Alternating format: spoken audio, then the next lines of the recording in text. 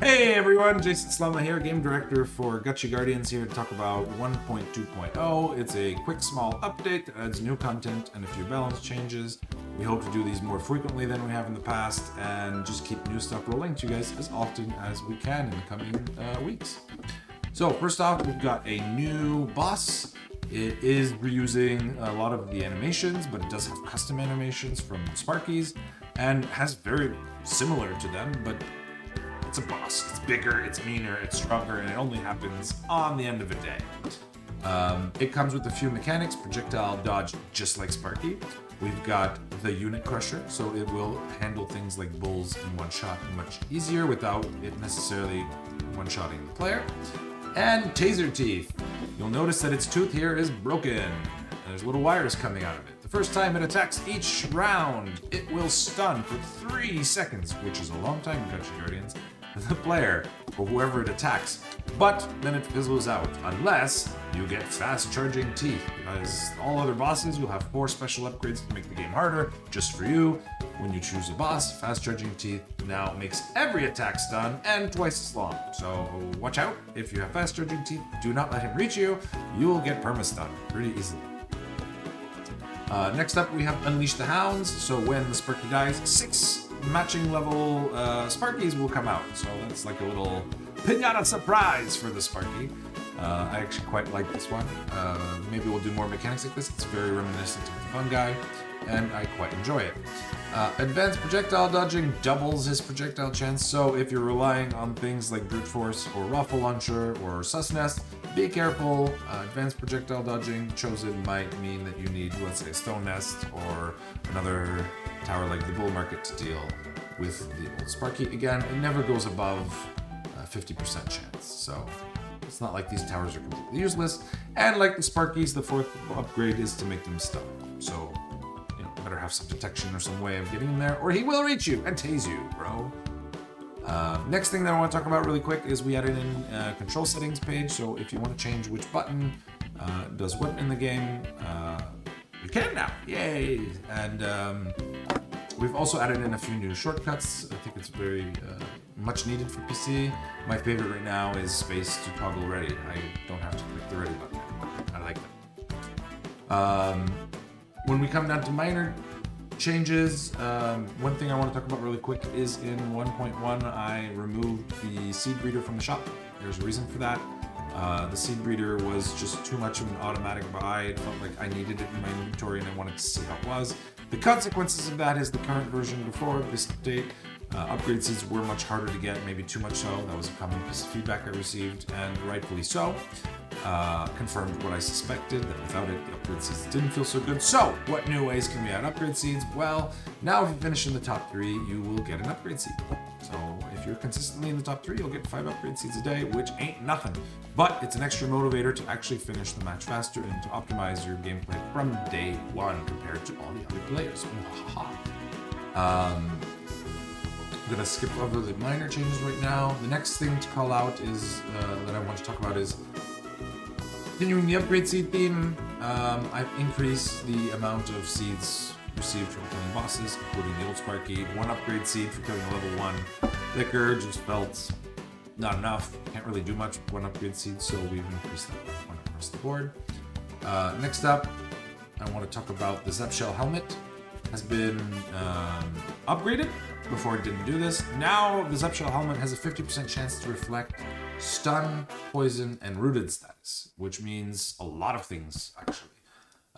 First off, the poison is huge.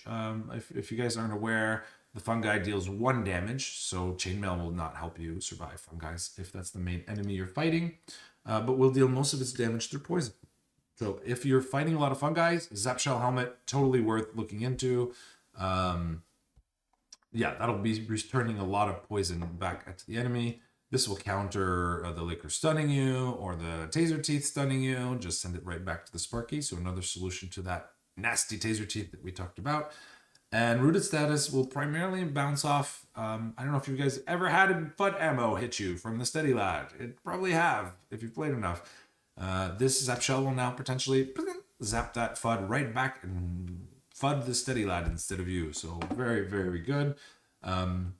Because of this change, I had to rework one of the knight talents. Vengeful Zap Shell used to give 100% chance to reflect stun status. Now it will... sorry, just turn the music back on. Increase the reflect chance by 25%. So with this talent, it's up to 75% chance to reflect poison, stun, and rooted on the Zap Shell. It makes the item very good in my opinion, and really helps the knight achieve his dream of being hard to kill. Next up, one of the things that I really enjoyed here is that the Dire Tire will now bounce when he hits you. You will also bounce backwards, which can interrupt what you're doing, which, I don't know, it just looks better, it feels better, it's very fun. To have a way to deal with that, I did change that the Brick Shield will now make you immune to being flung. So flung is what we call when you get bounced around, or any character gets bounced around. That means that if your Brick Shield is active, the Fomosorai Tailspin won't knock you around. The Pinwheel won't knock you around if someone uses that against you. Spoiler alert! Pinwheel now knocks back enemies when performing a spin. To compensate for that, we lowered the damage, and still, the item is so much more fun to use than before. There's something really satisfying about that spin attack happening and then the enemies flying away from you. So it has both damage and utility now. So, you know, this was almost one-shotting level 1 licks. If you think about it, 60 damage. That's a one-shot for a Dire Tire. So you won't even see the fling, he'll just die. I felt that was bad, so we just generally nerfed it. Although at the higher end, it still deals a meaty chunk of damage, right? 1300 damage, level 6. Will still one-shot a level 4 Dire Tire. Will one-shot a level 6 Fungi. So it's pretty good. Generally, the last thing I want to talk about for this update is day 2 and day 3. In my experience, day 1 always felt kind of good. I never felt like the game was too easy, and it is day 1. You don't want it to be too difficult. However, once day 1 is over, until about day 4, I find that when you figured out the game, the enemies just die at the spawn points, or they're quite easy to clean up before they even reach you. That is why I have made day 2 and day 3 values of all the liquidators go up. Not significantly. Here we have just an extra 50 HP, which is what, 45% increase. Day 3 got a bigger bump, and day 4, 5, 6 didn't change, because I felt like once you hit day 4, the difficulty was quite good. We'll keep tuning these numbers until the end of time, or until I stop working on this project. Who knows when that'll be? Anyways, this is a small update, 1.2. I hope you guys have fun with it. I hope you enjoy the new boss and these balance changes and these item changes. There's so much more coming. What we're going to try to do over the coming weeks is more frequent updates that aren't necessarily as meaty and big, but still have something really cool attached to it. This time it was a new boss. The next one will be a new tower, is the plan right now. So that's something to look forward to in the very near future, less than a month for sure. So I hope you guys stay awesome. I hope you enjoyed this patch notes. If you like it, let us know in our Discord and wherever, in our YouTube comments, whatever, and I'll be happy to keep making these every time we release an update. Maybe I'll have some guests we can talk about things instead of just talking to you guys by myself. I don't know. Let me know. Share, like, comment. See you guys. Bye.